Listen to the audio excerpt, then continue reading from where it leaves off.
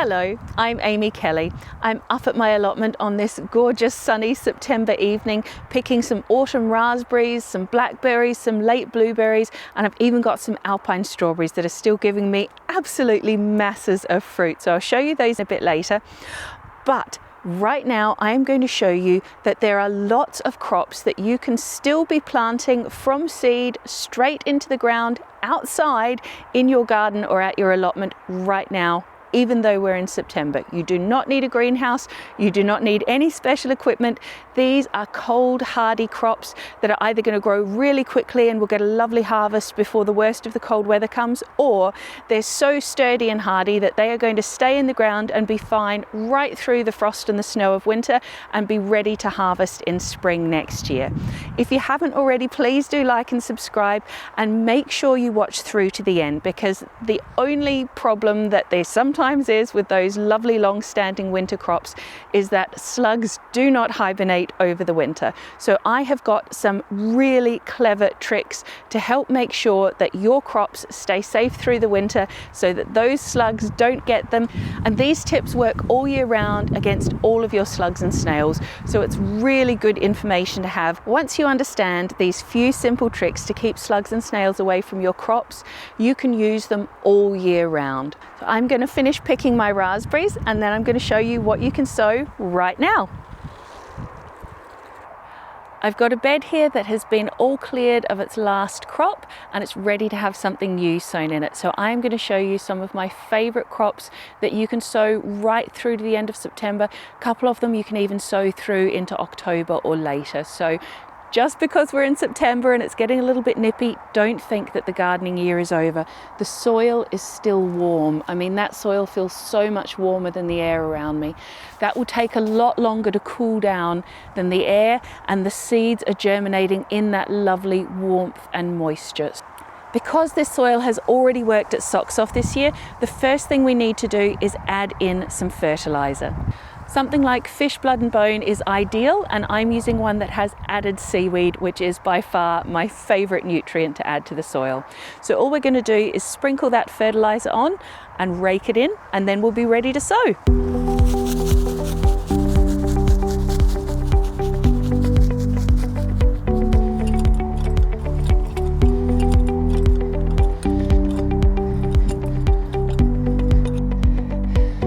Chance to find and clear out any little weeds that got missed. For seed sowing, you ideally want your soil to be raked to a fine tilth. That means that you run the rake backwards and forwards over it to break up any big clumps of soil, so that you've got lovely, loose, light soil that'll be easy for the seeds to push their roots and their leaves through. I like to use a sturdy rake to just push down the soil. Make sure we don't have any air pockets, and then I rake it over lightly, so I'll do that now.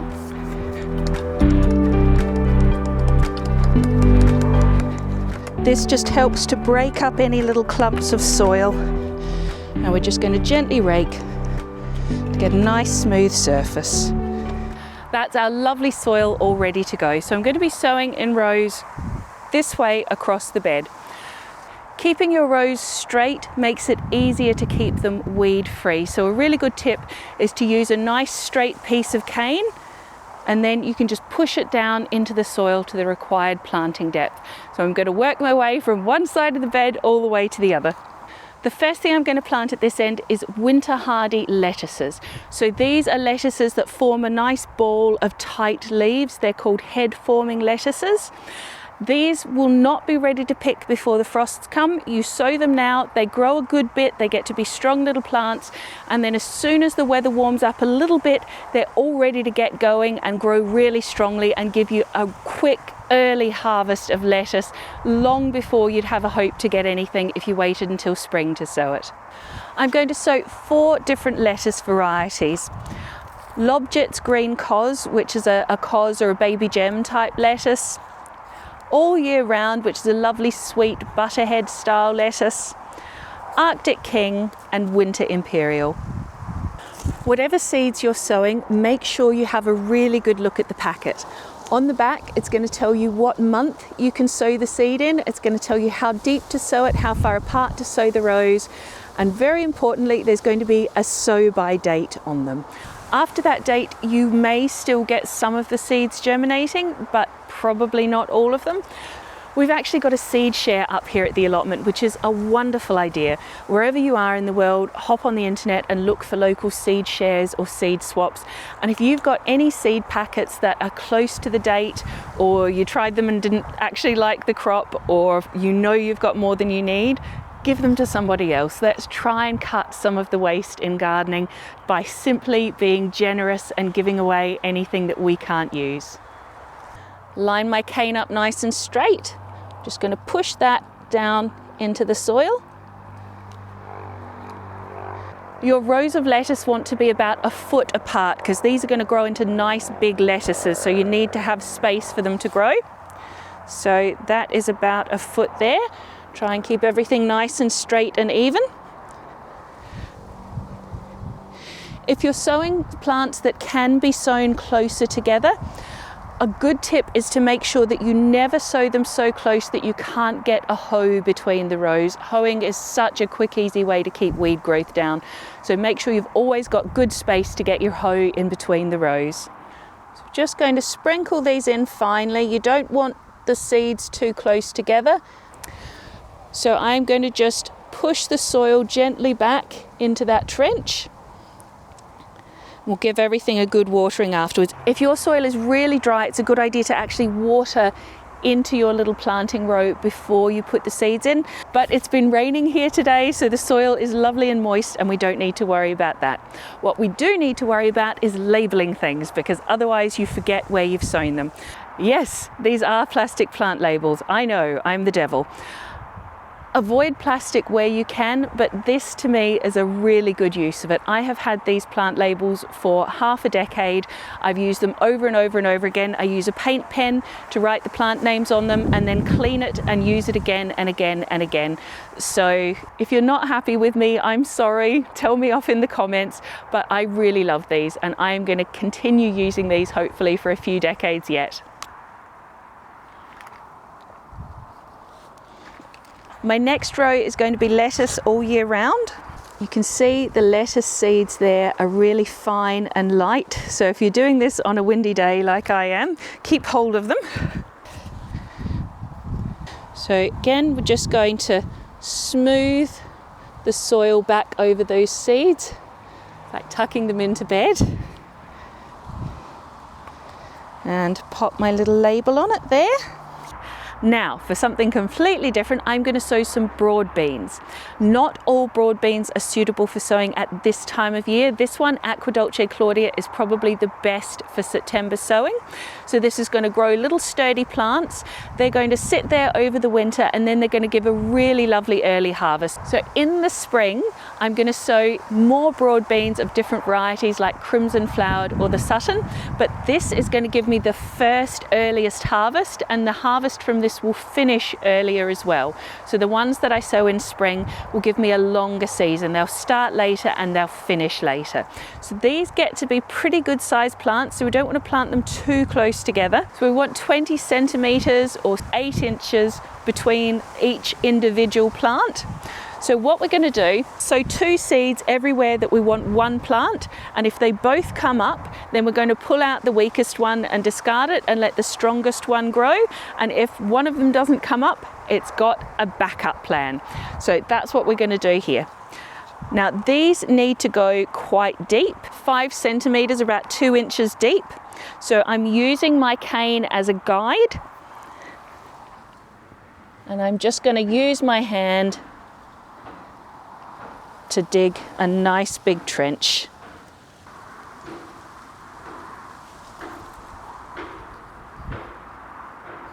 I think we can just about squeeze in 4 plants there.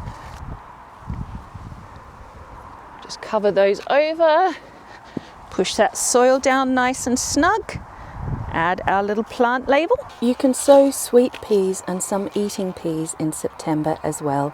Not all peas are suitable for sowing at this time of year. A general rule of thumb is that any pea that has a smooth skin is suitable for sowing now in September, but any pea that has a wrinkly skin on the dried little pea seed is best sown in spring or summer. For surest results, make sure that you use a pea that is specifically for September sowing, like Meteor or Douce Provence. Loads of Asian vegetables can be sown right through September, and some of them even through into October. So these are mostly members of the brassica family: Pak Choi, Bok Choi, Mizuna, Mabuna, you name it, they can all be sown right now. I'm going to sow some Choy some. So it's sort of like Asian tender stem broccoli. It's really lovely. If you like Bok Choi or Pak Choi, and if you like tender stem broccoli, you are going to love this. So we are going to make our nice straight row. Okay, seeds are loose in the packet here. These are lovely, they're like little mustard seeds. I'm going to sprinkle into our row. Smooth over, pat down, label. Lovely. So I'm going to sow some more Asian greens. I've got a lovely Pak Choi mix, which has got purple and green and sort of silvery white. So these, you can eat them in salads, or I personally love them fried up with a little bit of garlic and ginger and soy sauce. Absolutely delicious. Wonderful addition to any of your stir fries or your Asian dishes. When you're sowing seeds in gardening, you always sort of sow a few more than you need on the assumption that not all of them are going to come up. If all of these do come up, you've either got the option to use them as like a baby salad, or carefully prize up the ones you don't need and transplant them somewhere else. Got our label. Just going to brush the soil back over there. I think we need some spinach. Now, you can't grow ordinary spinach over the winter. It needs to be the winter hardy varieties. So this is giant winter spinach. So you can sow this from July to September, really quick and easy to grow. The slugs absolutely love this. I'm just warning you now. So make sure that you watch for those keep the slugs away tips at the end here. I'm a big fan of spinach. I think it's just delicious. I'm looking forward to making lots of lovely spinach and ricotta pasta, or steamed spinach omelettes. Wonderful. So this does have bigger leaves than the little tiny baby leaf spinach that you might be used to getting at the supermarkets. But for cooking, I mean, you just can't beat this. It's fabulous. Put my label in before I lose track of where my row is. Since we've got all those lovely lettuces for salad, I think we should plant some radishes and some spring onions as well.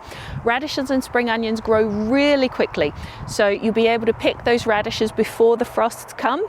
The spring onions, you can either pick them really tiny and use them before the frost, or they can stand over the winter. Just make sure that you select a variety that is suitable for standing over the winter and you'll be absolutely fine. This one is ramrod, which absolutely you can sow right through to the end of September and it will stand over the winter. I've got a few different varieties of radish here. I've got white icicle, which is a long white one. I've got cherry globe, which is lovely and round and red. And then I've got French breakfast, which is almost like a cross between the two. It's white at the bottom, pink at the top, and a lovely tubular sort of a shape. So I'm just gonna mix these up and sprinkle just a few of each. Radishes add a lovely crunch to your salads. The leaves are edible too, so you don't need to waste the leaves. They can be slightly prickly. The texture can be a little bit challenging, but once they're cooked, that little bit of prickliness just disappears. So they taste very brassica-ish, very cabbagey. So they're lovely to add to stews and things. You can wilt them down and mix them through your mashed potatoes with butter for a lovely take on Colcannon.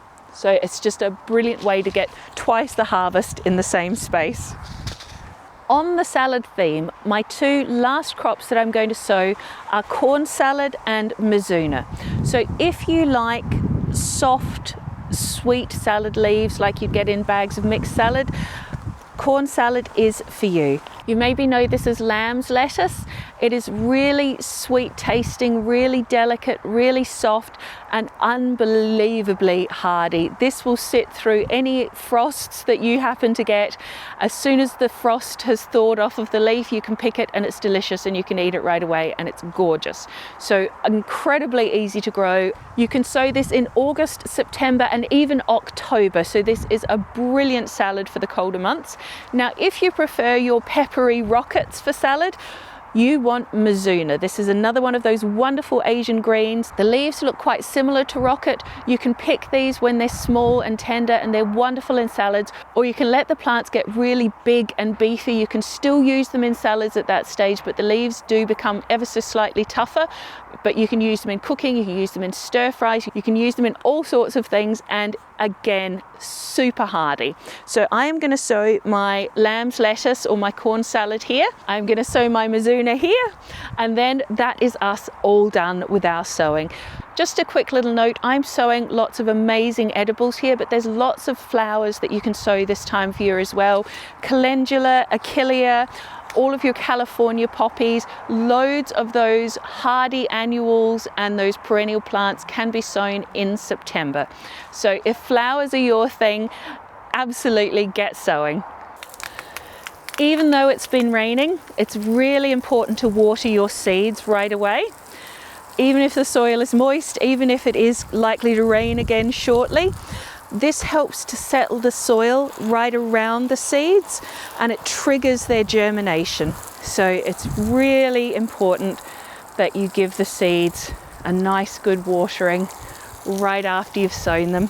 And some of these will start to come up within just a couple of weeks. If you aren't lucky enough to have an allotment or even a garden, there are still things that you can be sowing right now and actually right through the year. You can sow windowsill crops. So these are small containers that you just put on a lovely well-lit windowsill in your home. Light is much more important than heat. I love to use these plastic containers that you get from the supermarket. You know, you can't always buy your fruits and vegetables loose. Sometimes they force you to have a plastic container. So I like to just use and use and use these until they're falling apart and then recycle them. And these are perfect for doing cut and come again lettuces. So these are little short lettuces that a few leaves grow, you snip them off with a pair of scissors, a few more leaves grow, you snip them off with a pair of scissors, and you end up with sort of like the bagged lettuce that you would buy from the supermarket. And it's really quick growing and it's really easy. It's great fun to do with kids because they are so fast to mature. I'm using a mixed variety here that says it takes just 25 days to mature. All you do is fill your little tray with compost, wet the compost so it's already damp whenever you're sowing the seeds onto it, and then just sprinkle the seeds on top. How simple is that? Now, you'll probably want to set this in a little dish because there are holes in the bottom of that container. You don't want the water going all over your kitchen, but just keep that compost moist but not soggy, somewhere really, really bright and not too hot, and within literally a few days you'll start to see crops coming up here. This is my Alpine strawberry bed. I've got this growing in an old cold frame, but these are completely hardy. They don't need any protection, any extra warmth at all. This just happened to be the space that I wasn't using, so that's where they went. These will survive frost, they'll survive snow. They're really hardy little plants. What's amazing about these is how much fruit you get and what an incredibly long season of fruit you get from them. I get my first fruit from these in early summer, and then I get fruit all through the summer, all through the autumn, right up until the frosts and snows come along. I have been picking Alpine strawberries on Christmas Day in Northern Ireland more than once. So these are really amazingly hardy plants. These are sometimes called everbearers. They're also known as fragaria or wild strawberries, and they do have a smaller berry than the big ones that you might buy in the shops, but the taste of these is amazing. They're so fragrant, they're so sweet, they're so delicious, and they more than make up for their small size because you get so many more fruits per plant. So the actual weight for weight of fruit that you get from one of these super easy to grow, looks after themselves Alpine strawberries is at least as much, and I would argue a good bit more, than even the high yielding regular summer strawberries. You can grow these from seed or you can get them as little plug plants. They are unbelievably easy to grow and just continuously for months and months and months harvest amazing fruit. They're wonderful.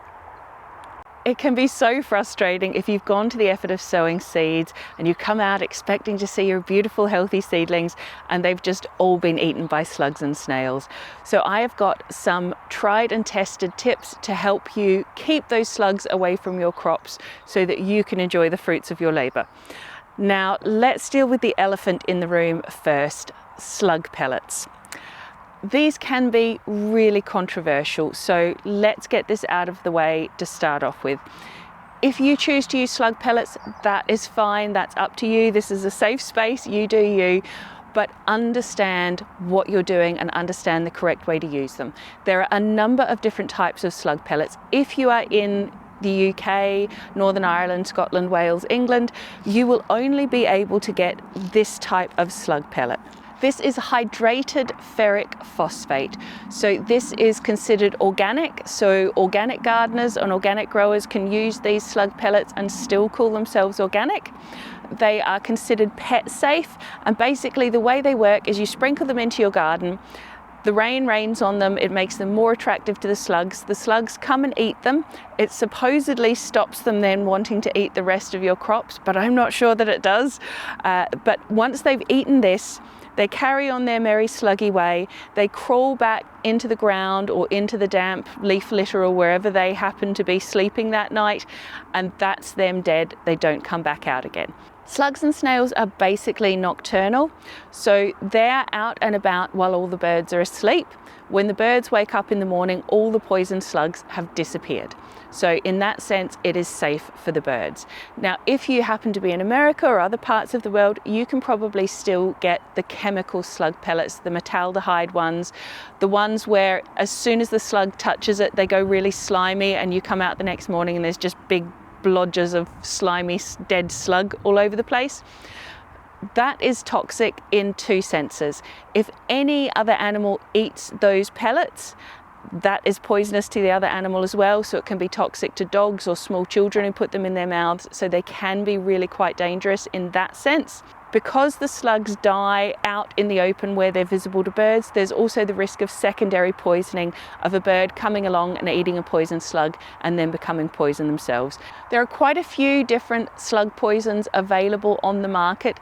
If you choose to use slug pellets, I would recommend the ferric phosphate ones that we have here, just because they're so much safer for wildlife. If you do choose to use those other types, make sure that no other animal can get near them and make sure that you've done something to protect the birds from that secondary poisoning, because we love having birds in the garden. We don't want to do anything to hurt them. If you are using slug pellets, the correct technique is to evenly sprinkle them across the ground.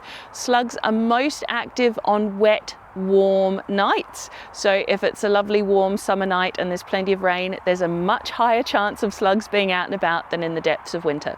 Slugs are active all year round. They do not hibernate. They need to feed all year. Snails over the winter crawl up into their shells, sucker onto something, and then they sleep through until the spring. So if you are choosing to use slug pellets, I'm going to show you the correct application technique. So they should all come with a nice child-safe cap, which this one does. And you are simply going to lightly sprinkle this across the area that you want to protect.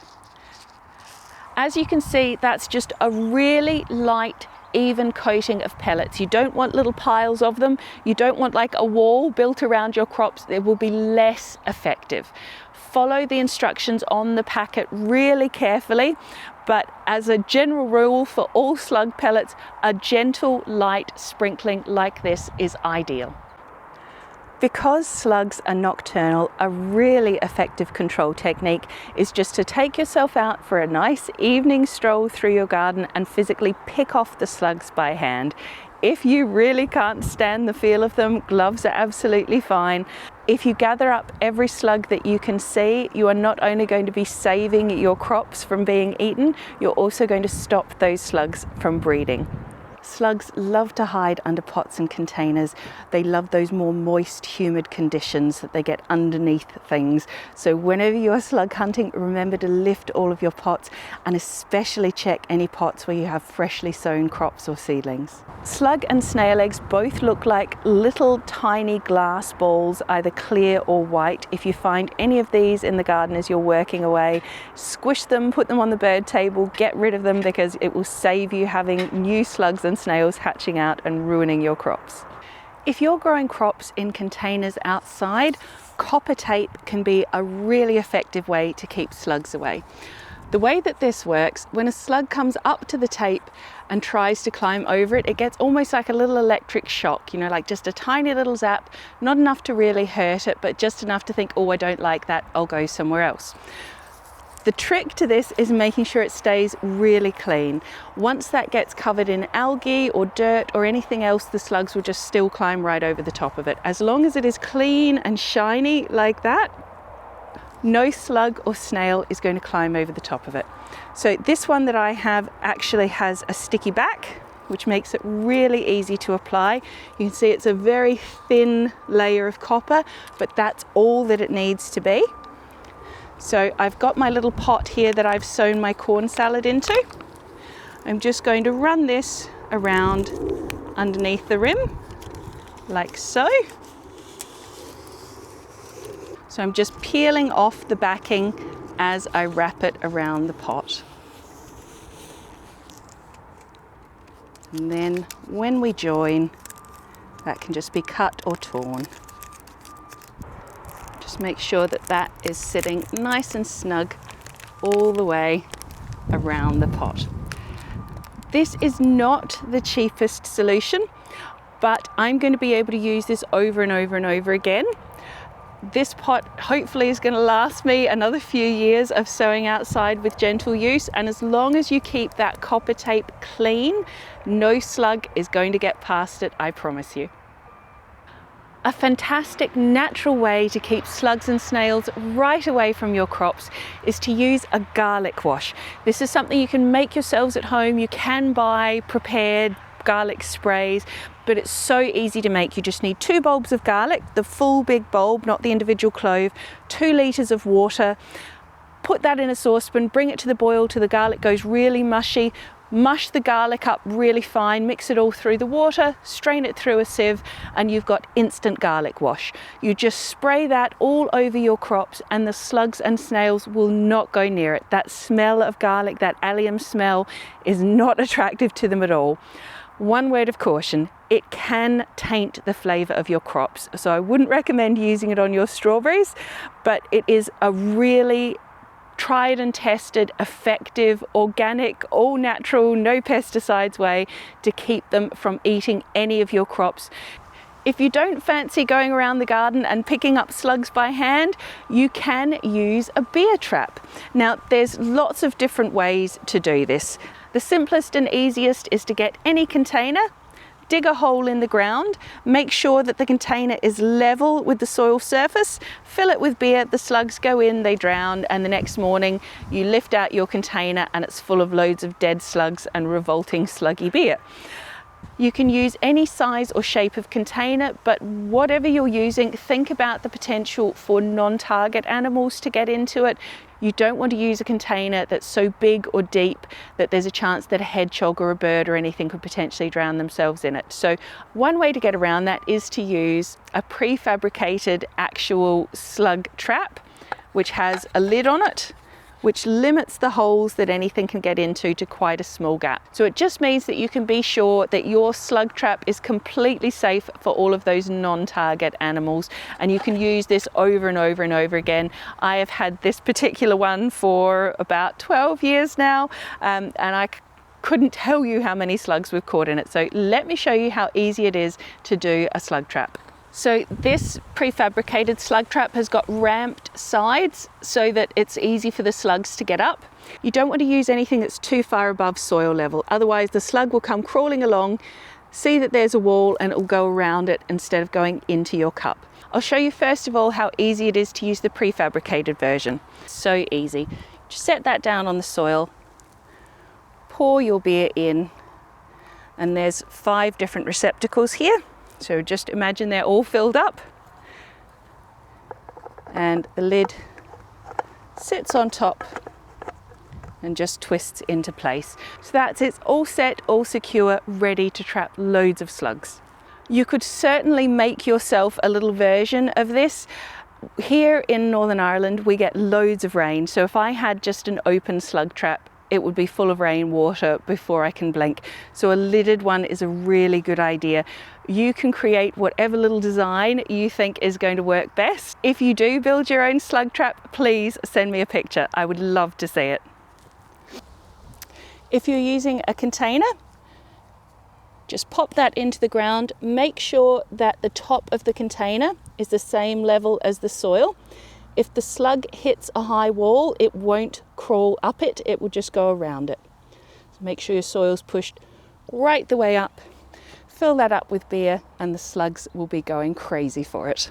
Please don't think that just because it's cold, the sowing year is finished. It absolutely isn't. There are still so many things that you can be growing right now. So get stuck in, get out into the garden and get sowing.